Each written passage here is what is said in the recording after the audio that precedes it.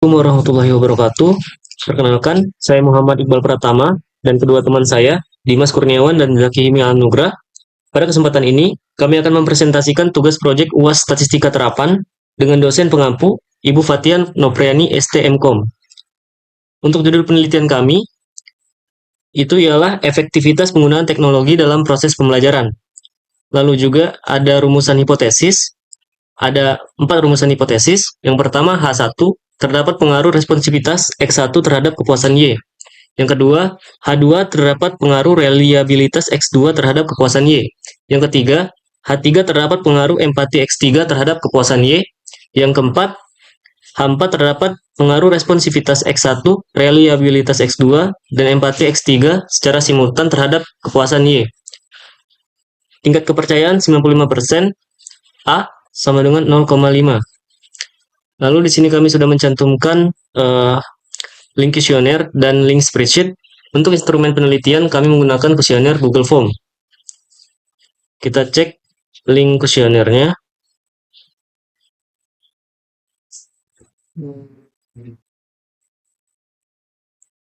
Ini adalah form yang telah kami buat. Ada 4 hipotesis. Jadi bisa dicek di linknya. Lalu kita kembali ke Word.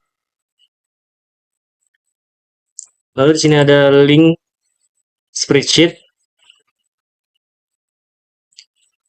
Kami telah mendapatkan 100 responden yang telah mengisi di form kami.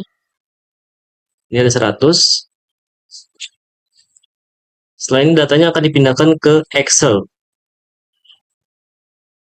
Ya. Untuk Excel, dia seperti ini. Jadi X1, X2, X3, dan Y itu adalah hasil pertanyaan responden.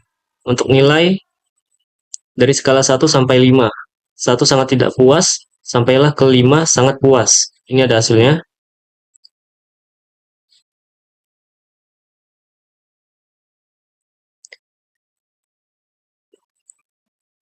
Untuk variabel 1, variabel X1, teknologi pembelajaran membuat proses kuliah menjadi lebih efisien. Ini terdapat nilai dan juga hasil dari jawaban responden. Ini variabel 2, diskusi dan komunikasi antara dosen dan mahasiswa melalui platform digital belajar berjalan efektif. Yang ketiga, saya merasa nyaman mengumpulkan tugas secara digital melalui platform digital. Ini yang keempat, variabel Y, secara keseluruhan saya puas dengan penerapan teknologi dalam proses pembelajaran. Lalu, ada pun juga dasar pengambilan keputusan. Yang pertama ada uji T-tabel. Jika nilai SIG lebih kecil daripada 0,05 atau T hitung lebih besar daripada T-tabel, maka terdapat pengaruh variabel X terhadap variabel Y. Jika nilai SIG lebih besar daripada 0,05 atau T hitung lebih kecil daripada T-tabel, maka tidak terdapat pengaruh variabel X terhadap variabel Y. Di sini sudah kami cari hasil dari uji T-tabel. Untuk rumusnya ini T-tabel, T, A ini adalah 0,5, 0,5 dibagi 2, jadi 0,025. Lalu ini N adalah banyak responden. Banyak responden yang di sini. Banyak responden ada 100 lebih, jadi kami genapin jadi 100. Lalu dikurang K. K ini adalah X-nya. X-nya ada 3, jadi 100 dikurang 3, 97 dikurang 1. 1 bawaan dari rumus, jadi 0,025 dibagi 96. Itu kalau di T-tabel, kita buka T-tabel. Di T-tabel 0,025 di 96. Kita scroll ke bawah. Itu hasilnya ialah 1984. Sudah kita cantumkan pada Word. Berarti benar jawabannya seperti ini. Lalu uji F-tabel.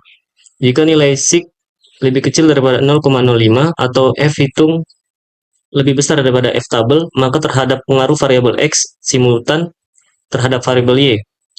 Jika nilai SIG lebih besar daripada 0,05 atau F hitung lebih kecil daripada F tabel, maka tidak terdapat pengaruh variabel X secara simultan terhadap variabel Y. Ini untuk hasilnya.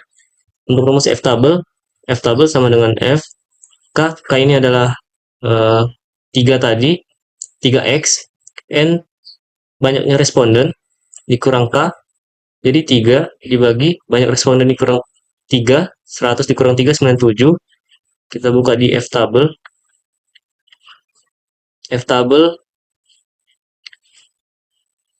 Nah, di sini nggak ada nilai spesifik di F tabelnya, jadi bisa disimpulkan hasilnya ialah 2698. Nah, di sini ada pengujian hipotesis H1, H2, H3 dengan uji T hitung. Di sini dapat dari SPSS yang telah kami jalankan. Nanti ada tutorialnya. Di sini ada koefisien. Di sini responsilitas X1 itu T-nya 1,030 dan SIG-nya 0,306.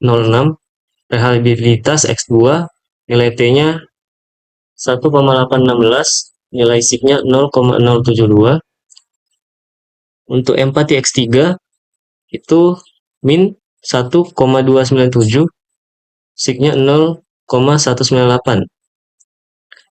Lanjut ke pengujian hipotesis H4 dengan uji F hitung. Di sini ada ANOVA. Untuk nilai F-nya 2086, nilai SIG-nya 0,107. Jadi kesimpulannya, pengujian hipotesis pertama, H1.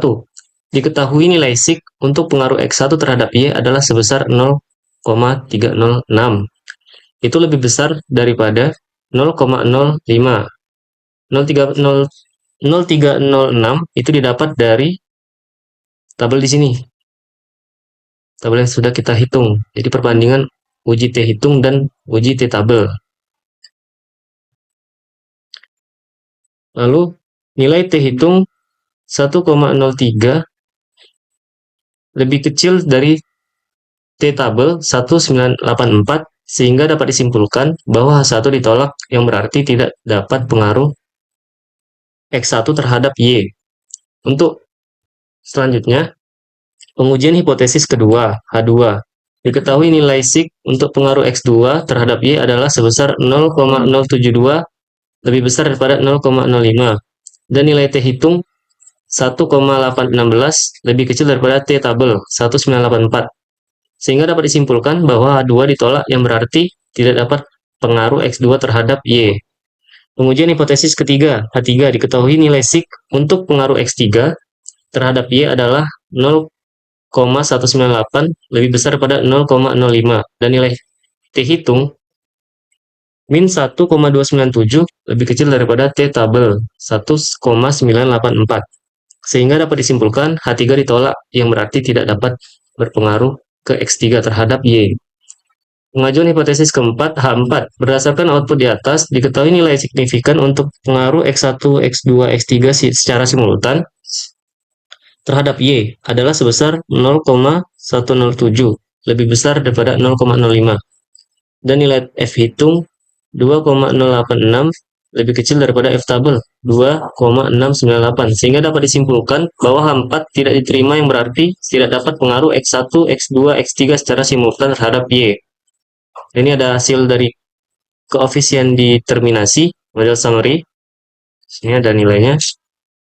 Dan dari output di SPSS, berdasarkan output di atas, diketahui nilai R square sebesar 0,061. Hal ini mengandung arti bahwa pengaruh variabel X1, X2, dan X3 secara simultan terhadap variabel Y adalah 6,1%.